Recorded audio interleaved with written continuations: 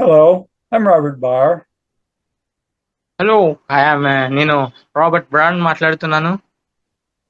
I would like to talk to you about the Christian celebrations. నేను క్రీస్తుని ఒక celebrations కోసం మాట్లాడాలనుకుంటూ ఉన్నాను. God places great importance on remembering. దేవుడు మనకి కొంచెం సమయాన్ని వెచ్చించాడు కనుక దాంతో నేను మాట్లాడాలనుకుంటున్నాను. When he did something for the people, he had them build a stone pillar. దేవుడు ఒక స్తంభంగా మన ప్రజలందరినీ కూడా వాడుకోవడానికి అలా తయారు చేయాలని అనుకుంటూ ఉన్నాడు. When they passed by it in the future and their children asked what it meant, they could teach them what God had done. ప్రభువు రాబోయే కాలంలో జరగబోయే సంగతులను ముందుగానే తెలియజేయాలని ఆయన అనుకుంటూ ఉన్నాడు. We celebrate the things God has done for the same reason. మనం కూడా క్రీస్తు యొక్క ఏదైనా సెలబ్రేషన్ జరిగినప్పుడు మనం అందరం కూడా ఏవి పడితే అవి చేస్తూ ఉంటాము సెలబ్రేషన్స్ అనగా. అయితే అలాగనే క్రీస్తు యొక్క సెలబ్రేషన్స్ కూడా మనం చేస్తూ ఉంటాము. In every celebration, the oldest boy or girl stood and asked why they celebrated it. చాలా మందికి ఎందుకు క్రీస్తు యొక్క సెలబ్రేషన్స్ చేస్తారని తెలియదు, ప్రతిసారి అడుగుతూ ఉంటారు. The father would then tell what God had done.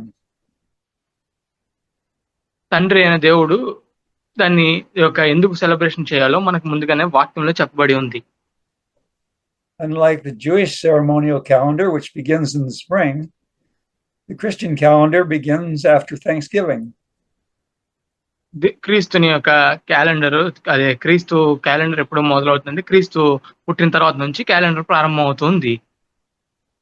It is different from our secular calendar, which begins January 1st. మనకుండే ఈ యొక్క క్యాలెండర్స్ ఏవైతే ఉన్నాయో జనవరి 1 నుంచి, ఈ లోకంలో ఉండే క్యాలెండర్స్ అన్ని జనవరి 1 నుంచి న్యూ ఇయర్ స్టార్ట్ అవుతూ ఉంది. The Christmas season was added to remember Christ's birth. Christmas అంటే మనం చేసుకునే డిసెంబర్లో క్రీస్తుని యొక్క జననం గురించి మనం చేస్తూ ఉంటాము. It reminds us that God came down to earth to save us. అది మనకి ఏం తెలియపరుస్తుందంటే యేసుక్రీస్తు ప్రభు గారు ఈ లోకంలోనికి మనం రక్షించడానికి లోకంలోనికి రావడం జరిగినది. It begins with Advent, which is a time of preparation. అది ఆయన వచ్చినప్పుడు ఆయన ప్రిపరేషన్ అంటే ఆయన సిద్ధపాటు కలిగి రావడం జరిగింది. It includes Christmas, which is the time of celebration. క్రీస్తుని యొక్క జననమే మన క్రీస్తుని యొక్క సెలబ్రేషన్స్ అంటే జరుపుకుంటూ ఉంటాము. And Epiphany, which is a time to tell the world that Christ has come. ఇదే సమయంలో మనం ఏం చేస్తూ ఉంటామంటే యేసుక్రీస్తు గారు జన్మించారని లోకం అందరికి మనం చాటింపు వేస్తూ ఉంటాము. Advent begins 4 Sundays before Christmas. అది 4 వారాల క్రిందటే క్రీస్తుని యొక్క జననం అంటే క్రీస్తు యొక్క క్రిస్మస్ గురించి కంటే 4 వారాల ముందే దాన్ని స్టార్ట్ అవడం జరుగుతుంది సిద్ధపాటు అనేది. It is usually the Sunday after Thanksgiving or the following Sunday and runs until Christmas Eve. తర్వాత థ్యాంక్స్ గివింగ్ అనేది తర్వాత వారంలో మనకి జరుగుతూ ఉంటుంది. It is a time to remember that God promised he would not abandon his people. క్రీస్తుని ఎప్పుడైతే మనం ఈ సందర్భంలో మనం ఏం తెలుసుకోవాలంటే యేసుక్రీస్తు ప్రభు గారు పాపులందరి కోసం లోకానికి రక్షకునిగా వచ్చారని మనం తెలుసుకోవాలి. He promised he would send the Messiah. దేవుడు తండ్రి అయిన దేవుడు ఏం చెప్పాడంటే మెస్సీయను పంపిస్తాడని యెషయా గ్రంథంలో రాయబడి ఉంది. It is a time of preparing for the coming of the Messiah. Messiah వస్తాడని ఈ సందర్భంలో మనం సిద్ధపాటు అయ్యే కార్యక్రమంలో మనం క్రిస్మస్ కంటే ముందు చేస్తూ ఉంటాము. It should be a time to study the Old Testament promises through the prophets. Profits ఏదైతే ప్రవక్తులు, పెద్ద ప్రవక్తులు కానీ చిన్న ప్రవక్తుల గ్రంథంలో రాయబడి ఉన్నాయి యేసుక్రీస్తు ప్రభు గారు లేదా మెస్సీయగా వస్తాడని లోకంలోనికి తండ్రి అయిన దేవుడు ప్రవక్తుల ద్వారా మనకి చెప్పడం జరిగింది. About God delivering his people.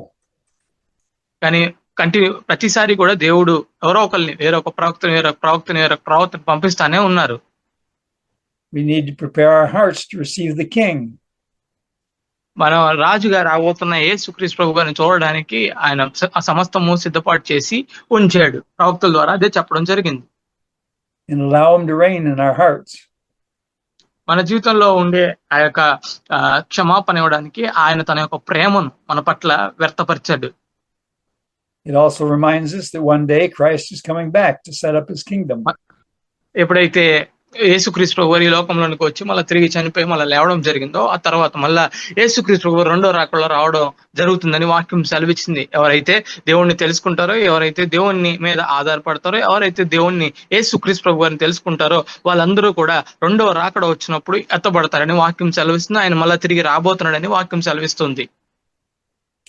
While many say that it was started to counter the pagan holidays, it is closely related to the Jewish celebration of Hanukkah. అయితే చాలా మంది తప్పుడు వార్తలు చెప్తూ ఏ మెస్సయ్య మళ్ళా రాడని, లేదంటే రెండో రాకడ ఉండదని, మెస్సయ్య ఆయన కాదని చెప్తూ ఉంటారు. Hanukkah, the festival of lights, runs for 8 days to celebrate God's miraculous supply. దేవుని యొక్క సెలబ్రేషన్స్ ఎప్పుడు జరుగుతాయో సరిగ్గా, అంటే సెలబ్రేషన్స్ ఎప్పుడు చేయాలంటే యేసుక్రీస్తు ప్రభు గారు మన కోసం ఈ లోకంలోనికి వచ్చాడు. క్రిస్మస్ క్రీస్తు జననం కోసం మనం చేస్తూ ఉంటాము. క్రీస్తు జనం అయిపోయిన తర్వాత ఆయన తిరిగి పునరుద్ధానుడయ్యానన్న సంగతి వాళ్ళు గ్రహించరు. Israel had fallen under the control of the Syrians. ఎప్పుడైతే సిరియన్లు ఇప్పుడు చెప్తున్న ప్రకారం సిరియన్లు ఎప్పుడైతే పడిపోతున్నారో అప్పుడు చెప్పడం జరిగింది. They desecrated the temple with idol worship. వాళ్ళు ఒక వర్షిప్, అదేదైతే ప్రార్థనా మందిరం లేదా ఆ యొక్క నూతన యెరూషలేం కట్టబడుతుందని అంటున్నారో దాన్ని ఎప్పుడైతే తొలగించేశారు, Israel was able to overthrow them. అది తిరిగి మళ్ళా వారిని దేవుడు వారిని శిక్షించాలని అనుకున్నాడు. Then they had to cleanse the temple and reestablish the worship of God. క్రీస్తు విరోధి మళ్ళా తిరిగి వచ్చి దాన్ని కడుతూ ఉంటే దాన్ని ఆరాధిస్తూ ఉంటారు జనాలందరూ కూడా. They had only enough oil for lamps for one day. It would require 8 days to make more oil. గొర్రెలు ఎవరైతే సిద్ధపడి ఉన్నారో వాళ్ళందరికీ కూడా గొర్రె తన యొక్క అంటే అనగా యేసుక్రీస్తు ప్రభు గారు గొర్రెలకు మంచి ప్రధాన కాపరిగా ఉంటున్నాడు కనుక గొర్రె కాపరి తన యొక్క గొర్రెలు అందరినీ కూడా సిద్ధపడమని వాక్యం సెలవిచ్చింది. Yet the lamps miraculously continued to burn for 8 days. అప్పుడు ఇదివరకు కాలంలో ఏం చేస్తూ ఉండేవారంటే ఆ గొర్రెలు వధిస్తూ ఉండేవారు ప్రతి శుక్రవారం. The Jews now light a candle each day to remember it. మళ్ళీ దాన్ని యూదులు ఏం చేస్తారంటే క్యాండిల్స్ వెలిగిస్తూ ఉంటారు. Churches used to light a new candle every Sunday of Advent and a fifth Sunday on Christmas Eve. Christmas జరిగిన ప్రతి తర్వాత మరుసటి రోజు క్యాండిల్స్ వెలిగిస్తూ ఉంటారు. యూదులందరూ కూడా క్యాండిల్స్ వెలిగించి అవి ఇవి చేస్తూ ఉంటారు. Advent should be a time of concentration on Jesus, but he is often lost in the rush to prepare for Christmas. Christmas చేస్తూ ఉంటారు జనాలందరూ కూడా. క్రిస్మస్ ని వదిలేసి క్యాండిల్స్ లోక సంబంధంగా అవి ఇవి చేస్తూ ఉంటారు. ఈ లోక సంబంధమైన కార్యాలు అనగా శరీరాస నేత్రాస జీవోపడామంలో పడిపోయి ఆ కార్యాల్లో ప్రజలందరూ కూడా మునిగిపోతూ ఉంటారు. Christmas is often passed off as of little importance, like any other birthday. Christmas అనేది ఒక వినూత్నమైన సంగతిగా, ఎందుకంటే అది ఒక మామూలు లోకంలో పుట్టిన వ్యక్తుల యొక్క పుట్టినరోజు కాకుండా అది క్రీస్తుని యొక్క జన్మదినంగా మనం చూస్తూ ఉంటాం. Many see it as the time to celebrate, but do not think about what we celebrate. చాలా మంది ఆ క్రిస్మస్ ని జరుపుతూ ఉంటారు. When God created the world, it was consecrated as part of the kingdom of heaven. యేసుక్రీస్తు అనగా దేవుడు ఈ లోకంలో భూమిని అంతటిని లోకం అంతటిని సృష్టించేస్తున్నప్పుడు అది ఒక పరలోక రాజ్యంగా దాన్ని దేవుడు చేయడం జరిగింది. God created man in his image to oversee what God created. దేవుడు మానవుడిని తన యొక్క స్వరూపంలో నిర్మించడం జరిగింది. తండ్రి ఏ పోలికగా ఉన్నాడో నరుడు కూడా అదే పోలికగా ఉన్నాడో వాక్యం కూడా సెలవిస్తుంది. ఆ విధంగానే మానవుడిని దేవుడు తన స్వరూపం ముందు మానవుడిని సృష్టించడం జరిగింది. Man walked with God and had fellowship with him. మానవుడు తండ్రితో అనగా దేవునితో నడవడం జరిగింది. అతనితో ఉండే సంబంధము, అతనితో ఉండే దేవుడు ఎదుటివాడితో మనం ఇప్పుడు ఎలా మాట్లాడుతున్నాం అలాంటి సంబంధము దేవునికి మానవుడికి మధ్య ఉండడం జరిగింది.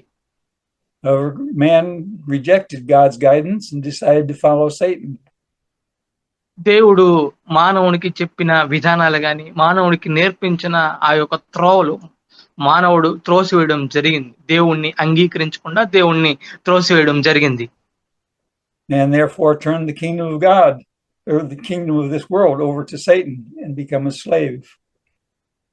ఎప్పుడైతే దేవుడి యొక్క మాటను మానవుడు వదిలేశాడో, లోకంలో ఉండే సాతానుకు లోబడి, సాతాను యొక్క అధికారం కింద పనిచేస్తూ ఒక చెరపట్టబడిన వారిలాగా, లేదంటే ఒక స్లేవ్‌గా, లేదంటే ఒక పనివాడినిగా తయారైపోయాడు. From that day on, the kingdom of this world has been ruled by Satan. సాతానుడు తన యొక్క దేవుడు సృష్టించిన ఆ యొక్క అద్భుతమైన ఏదెను వనమును సాతానుడు పాడు చేసి మానవులందరినీ వాడి వైపు త్రిప్పుకోవడం జరిగింది. తద్వారా దేవునికి మానవునికి ఉండే సంబంధము తెగిపోవడం జరిగింది. It's been separate from the kingdom of God. అది దేవుని యొక్క రాజ్యం నుంచి మానవుడు తప్పింపబడ్డాడు. Without God, man turned to serving his own desires. ఎప్పుడైతే దేవుణ్ణి వదిలేసాడో, దేవుని ప్రణాళికని, దేవుని చిత్తాన్ని, దేవుని యొక్క ఆలోచనల్ని నరుడు ఎప్పుడైతే కొట్టివేశాడో, తన యొక్క సొంత ఆలోచనలు, సొంత విధానానికి మానవుడు మలుచుకోవడం జరిగింది. Man was like a baby.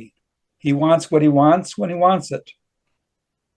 మానవుడు ఎలాంటి వాడంటే చిన్నపిల్లలను పోలినటువంటి వాడు. ఏంటంటే చిన్నపిల్లడు పుట్టిన తర్వాత వాడు ఏదైతే చేయాలనుకుంటే అది చేసుకుంటూ వెళ్ళిపోతాడు. వాడికి గైడెన్స్ లేదంటే వాడికి వాడు ఇది చేయాలి అది చేయాలని వినే రకంలోంచి కాకుండా చిన్నపిల్లడు వాడు సొంతంగా ఏది కావాలో అది చేసుకుంటూ వెళ్ళిపోతున్నాడు. He doesn't care about anybody else. ఎవరి కోసం కూడా అతను ఆలోచించడు. Everybody made up their own rules to live by. మానవులందరూ కూడా క్రమంగా ఎవరంతటా వారి యొక్క స్వప్రయోజనాలు లేదంటే సొంత ఆలోచనలు చేయాలనుకుంటూ ముందుకు సాగడం జరుగుతున్నది. It resulted in constant conflict. తన సొంత నిర్ణయాలతో, తన యొక్క సొంత మాటలతో, సొంత ఆలోచనలు, సొంత విధానంగా వెళ్ళిపోతూ అక్కడికెక్కడ గొడవలు, రాద్ధాంతాలు చేస్తూ ఉంటాడు. God seeks to reestablish his kingdom on earth. ఇక మళ్ళా ప్రభు ఏమనుకుంటాడంటే, మన మానవులందరూ తప్పిపోయి వారి సొంత మార్గాలను ఏర్పాటు చేసుకుని మళ్ళా తన యొక్క రాజ్యాన్ని స్థాపించాలని దేవుడు మళ్ళా తిరిగి తన యొక్క రాజ్యాన్ని ఈ లోకంలో ఉండాలని చెప్పి దేవుని యొక్క ఆలోచన. The Old Testament is the story of God's attempt to teach man to walk with him. పాత నిబంధన అంతా కూడా ఇదిగో నాతో నడవాలి అని దేవుని యొక్క ప్రణాళిక, దేవుని యొక్క ఆలోచన. అందువలనే ప్రవక్తలు కానివ్వండి, లేదంటే యాజకులు కానివ్వండి, ప్రతి ఒక్కరిని తీసుకొచ్చినల్లా కూడా ఆయనతో నడవాలని. He promised Abraham that he would become the father of a great nation dedicated to serving God. అబ్రహాంతో దేవుడు నిబంధన, లేదంటే దేవుడు తనకిచ్చిన నిబంధన ఏంటంటే, నేను నిన్ను విశ్వాసులకు తండ్రిగా చేస్తానని, లేదంటే తండ్రిగా నిన్ను నియమిస్తానని దేవుడు వాగ్దానం చేశాడు. నిన్ను ఆశీర్వదిస్తానని, జనముల మీద నీకు స్వాస్థ్యం ఇస్తానని దేవుడు అబ్రహాంతో చెప్పడం జరిగింది. The nation would become the kingdom of God in this world. అప్పుడు దేవుడు ఏమనుకున్నాడంటే, అబ్రహాంకి వాగ్దానం చేశాడు, నీవు మాత్రమే ఇదిగో విశ్వాసులకు తండ్రిగా మార్చబడతావు, విశ్వాసులకు తండ్రి నీవే, నీ దగ్గర నుంచి జనములందరూ ఆశీర్వదించబడతారని దేవుడు అబ్రహాంతో వాగ్దానం చేశాడు. It would be a physical kingdom surrounded by the kingdom of this world. ఈ లోకంలో వేరే వేరే రాజ్యాలు ఉంటాయి, కానీ నీ రాజ్యం ఈ లోకంతో పాటు దేవుని యొక్క ప్రసన్నత ద్వారా ఏర్పాటు చేయబడే రాజ్యంగా, అదొక రాజ్యంగా మార్చబడుతుందని అబ్రహాంకి వాగ్దానం చేశాడు. It would be an example of how God created us to live. దేవుడు ఈ విధంగా మనం చూసినట్లయితే ఎందుకు దేవుడు మానవాళిని చేశాడు, ఎందుకు దేవుడు తన యొక్క ఉద్దేశం ఏంటనేది మనం కనుగొనగలుగుతాం. However, when God chose Abraham's grandson Joseph to lead his brothers, they rejected God's leading. ఏదైతే అబ్రహాం దగ్గర నుంచి వచ్చిన సంతానంలో నుంచి ఏదైతే యోసేపు రావడం జరిగింది, వాళ్ళ అన్నీలందరూ కూడా దేవుడిని వదిలేస్తే యోసేపు మాత్రం దేవుని మీద ఆధారపడి దేవుని మీద ఆనుకుని బ్రతకడం జరిగింది. They sold Joseph into slavery. కానీ యోసేపు ఎక్కడ ఉన్నాడంటే కొనుక్కుంటే అమ్మివేయబడ్డాడు. అక్కడికి వెళ్ళిపోయి ఐగుప్తులోనికి తీసుకుని వెళ్ళిపోయారు. As a result, God allowed them to fall into slavery to the Egyptians. ఏదైతే ఐగుప్తు దేశంలో ఒక బానిసత్వంగా యోసేపు ఉన్నాడు. They remained in slavery for several generations before they finally called out to God to deliver them. మళ్ళా తిరిగి ఎప్పుడైతే ఆ స్లేవరీలో అనగా ఎప్పుడైతే ఆ యొక్క బానిసగా నుంచి దేవుడు మళ్ళా ఐగుప్తుని కొంతకాలం వదిలేశాడు. Finally, God said Moses to free them. మళ్ళా దేవుడు వారిని విడిపించాలని ఇజ్రాయేల్ జనాంగాన్ని దేవుడు అంతా ఏర్పాటు చేసుకున్నాడు కాబట్టి వాళ్ళందరినీ విడిపించడానికి దేవుడు మళ్ళా ఆలోచన చేశాడు. They had been slaves their whole life and were like children. కానీ అందరూ కూడా బానిసల్లోకి వెళ్ళిపోయారు పిల్లల వలె. Like children, they did not know how to govern themselves and needed someone to set rules for them. ప్రజలందరూ కూడా రాజు కావాలి రాజు కావాలి రాజు కావాలి మాకు రాజు కావాలని చెప్పి అడగడం మొదలు పెట్టారు. So God gave them the law to guide them. దేవుడు వారికి ఒక న్యాయాధిపతులను ఇవ్వడం జరిగింది, న్యాయ వ్యవస్థను ఏర్పాటు చేయడం జరిగింది. The law is like a fortress that keeps the bad things out. దాని విధంగా దేవుడు ఏం చేశాడంటే ఆజ్ఞలు ఇవ్వడం జరిగింది, ఆజ్ఞలు వెంబడించడం జరిగింది. దానివల్ల తప్పులు తెలుసుకుంటారని, మానవులు ఏవి తప్పులో ఏవి కరెక్టో తెలుసుకుంటారని దేవుడు ఆజ్ఞలు ఇవ్వడం జరిగింది. We don't go outside the fortress because we're afraid of the bad things out there. కానీ చాలా అక్కడ ఏమైపోయారంటే జనాలందరూ కూడా వాటిని వినిపించుకోకుండా, దేవుడు చెప్పిన వాటిని వినకుండా వారి సొంత నిర్ణయాలకి వారి సొంత ఆలోచనలకి తిరగడం ప్రారంభించారు. The law forbids that which creates strife between us. దేవునికి మనకి ఉండే సంబంధం ఏర్పాటు చేయాలనే దేవుని యొక్క ఆలోచన, దేవుని యొక్క తలంపులు. We're afraid to do those things because we don't want to suffer the punishment. కానీ దేవుడు ప్రతిసారి ఇలా చెప్పడం వల్ల మనం దేవుడు ఇచ్చే ఆ శిక్ష నుంచి తప్పించడానికి, శిక్ష నుంచి విడిపించడానికి ఎన్నోసార్లు మానవుని హెచ్చరించాడు. We still want to go outside the law if we can do it and not get punished. దేవుడు చెప్పిన ఇవ్వకుండా మానవులను దేవుడు శిక్షించడం జరిగింది. While the law can control our actions, it cannot control our feelings and desires. దేవుడు ఏర్పాటు చేసిన ఆ యొక్క ఆజ్ఞలు మన యొక్క బయట ఉండే ప్రపంచంలో జరిగే వాటిని కంట్రోల్ చేయగలుగుతున్నాయి, అనగా నిర్వర్తించగలుగుతున్నాయి. కానీ మానవుని యొక్క సొంత ఆలోచనలు కానీ, మానవుని యొక్క విధానాలు కానీ, మానవుని యొక్క ఆశలు కానీ దాని ద్వారా ఆపలేకపోతున్నాయి. Those desires and feelings create the problem and lead to actions. ఏదైతే ఈ ప్రయోజనాలు అనగా ఆశలు, వీటి వలన దేవునికి దగ్గర అవడం మానవుడు మానేశాడు. Jesus told them that God wanted to go beyond the letter of the law and obey its intent. దేవుడు మళ్ళా పదే మానవులందరికీ కూడా తన యొక్క ఇచ్చిన ఆ వాగ్దానాలని, ఆ యొక్క ఆజ్ఞల్ని పాటించండి, వినండి, నమ్మండి, విశ్వసించండి అని చెప్పడం మొదలు పెట్టినా సరే ప్రజలు ఆ మాట వినలేదు. Anybody who was angry violated the intent of the law against killing. మానవుడు ఎవరైతే దేవుడి మాటలు వినకుండా వాడి సొంత ప్రయోజనాల కోసం ఎవరైనా వాడికి విరోధంగా మాట్లాడితే వాడిని చంపడం ప్రారంభించడం జరిగింది. Jesus summed up the intent of the law in 2 rules. దేవుడు అనగా యేసుక్రీస్తు ప్రభుల వారిని అన్యస్తులుగా ఉన్న వారిని అందరికీ కూడా యేసుక్రీస్తు ప్రభు గారు ఎవరో తెలియపరచడం జరిగింది. To love the Lord with all our hearts, minds and souls, and to love our neighbors ourselves. దేవుడు మనల్ని ఇతరుల వలె, వారి సహోదరుడి వలె, ఎదుటి వాడిని వలె, నిన్ను వలె నీ పొరుగు వారిని ప్రేమించమని దేవుడు నేర్పించాడు. You can't tell children to love their brothers and sisters because they don't know what that love is.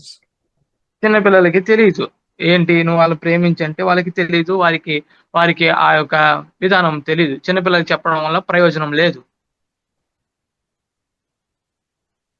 You can't control how they feel. You have to set rules like not hitting or stealing from them. మనం చిన్నపిల్లలకి ఎటువంటి rules లేదంటే ఎటువంటి నిబంధనలు కానీ ఎటువంటివి ఏమి మనం పెట్టలేము. Children have to learn what love is by watching their parents. పిల్లలు ఎలా నేర్చుకుంటారో వారి తల్లిదండ్రుల ద్వారా నేర్చుకోగలుగుతారు. తల్లిదండ్రులు ఏ మార్గంలో నడిపిస్తే పిల్లలు ఆ మార్గంలో నడుచుకుంటూ ఉంటారు.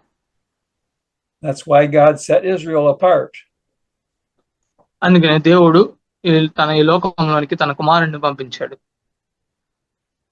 It was to be an example of what God what it was like to serve God. దేవుడు తన యొక్క కుమారుని ఎలాగా పంపించాడు ఈ లోకంలోనికి, తండ్రి కోసం తెలుసుకుంటారని, తండ్రి ఏ విధంగా ఉన్నాడో తన పోలిక తన కుమారుని లోకంలోనికి పంపించడం జరిగింది. As the others saw how the Jews lived, they would want that and seek God. యూదులు కూడా అలాగనే నేర్చుకోవాలని, దేవుణ్ణి చూసి దేవుడు ఏ ఉద్దేశంతో మానవాళిని చేశాడు అనేది తెలుసుకుంటారని దేవుడు వారికి పదే చెప్పడం జరిగింది. However, the Jews abandoned serving God and began living for themselves. యూదులు ఏం చేశారంటే, సున్నతి చేయబడిన యూదులు దేవుణ్ణి నమ్మాలి, దేవుణ్ణి వినాలి, దేవుని మీద ఆధారపడాలి, దేవుడు ఏది చెప్తే అది చేయాలి. అలాంటి యూదులు దేవుణ్ణి వదిలేశారు. దేవుణ్ణి వారి యొక్క సొంత ప్రయోజనాల కోసం, సొంత ధర్మాల్లో లేదా సొంతంగా ఏర్పాటు చేసుకున్న వాటిని వెంబడించడం కోసం యూదులు దేవుణ్ణి వదిలేశారు. They could not understand what God wanted from the law. యూదులు అంగీకరించలేకపోయారు. అనగా ఏది దేవుడు చేయాలనుకుంటున్నాడు, ఏమి కోరుకుంటున్నాడు అనేది యూదులు గ్రహించలేకపోయారు. దేవుని యొక్క ఆలోచన, దేవుని యొక్క ప్రణాళిక, దేవుని యొక్క చిత్తము ఏమైనదో యూదులు గ్రహించలేకపోతున్నారు. It was like children who lived out in the country. వాళ్ళు పిల్లల వలె గైడెన్స్ అంటే అనగా నిబంధనలు లేదంటే చెప్పలేని పిల్లల వలె వాళ్ళు ఉండిపోతున్నారు లోకంలో. Their parents went into town to shop and left the children home. తండ్రులు లేని పిల్లల వలె వారు ఉండిపోవడం జరుగుతుంది. While the parents were gone, there was a bad snowstorm. దేవుడు అనుకున్న ప్రతిదీ, యూదులు చేయాలనుకున్న ప్రతిదీ యూదులు చేయలేకపోయారు. Wild geese gathered in the barnyard seeking shelter. వాళ్ళు మళ్ళా దేవుడు చెప్పిన వాటిని వదిలేసి వారు సొంతంగా కావాల్సినవన్నీ ఏర్పాటు చేసుకోవడం ప్రారంభించారు. The barn was close by, but the geese would not go in. దేవుడు చెప్పిన ప్రతి త్రోవను విసర్జించడం జరిగింది. The children tried to chase him in the barn, but they would not go. పిల్లలు నేర్పించడం పోవడం వల్ల వాళ్ళు సొంతంగా ఒక ఏర్పాటు వారు చేసుకున్నారు. They could not get the geese to realize it was warm in the barn. దేవుడు ఎన్నోసార్లు వారిని ఖండించిన, వారి ప్రవక్తల ద్వారా గాని లేదంటే దేవుడు ఏర్పాటు చేసిన యాజకుల ద్వారా గాని దేవుడు అనేక సార్లు యూదులు ఇది తప్పు అని హెచ్చరించిన యూదులు దాన్ని అంగీకరించలేదు. Finally, the kids got their pet goose out of the barn. చివరగా పిల్లలు వారు సొంతంగా వారు చేసింది చేయడం జరిగింది. As soon as they let loose the goose, it ran back into the warmth of the barn. దేవుడు ఏదైతే తన పిల్లలు అనుకుని వాళ్ళ పిల్లలకి ఏదైతే చెప్పాడో అది వాళ్ళు అంగీకరించడం మానేశారు. The other geese followed. వీళ్ళు ఈ లోకంలో ఉండే వాటిని వెంబడించడం ప్రారంభిస్తూ ఉన్నారు. God had the same problem. దేవునికి కూడా అదే విధంగా తన యొక్క ప్రాబ్లం ఏర్పాటవడం జరిగింది. He tried to convey to man how he should live.